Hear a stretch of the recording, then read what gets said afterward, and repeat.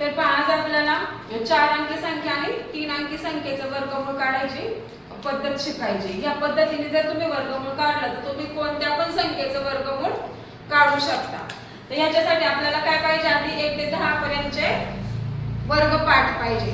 तर पहा इथे काय 8836 या संख्येचा आपल्याला वर्गमूळ काढायचे।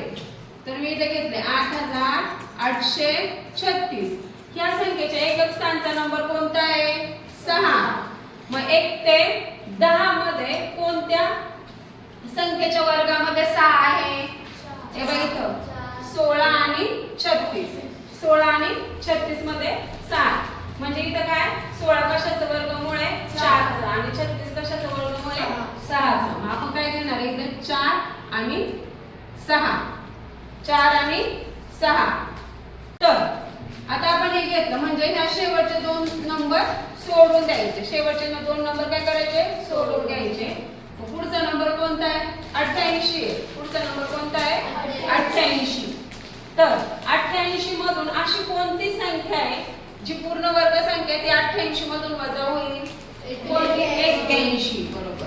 कोणती आहे? 81। 81 चं वर्गमूळ काय? 9। ते मी इथे लिहून घेतलं।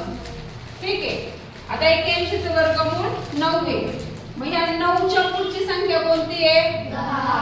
9 च्या पुढची संख्या कोणती आहे? 10। काय झालं मग? 9 10 90। आता इथं पाहायचं कंपॅरिझन करायचं 88 आणि 90 मध्ये 90 पेक्षा 88 लहान आहे का मोठे?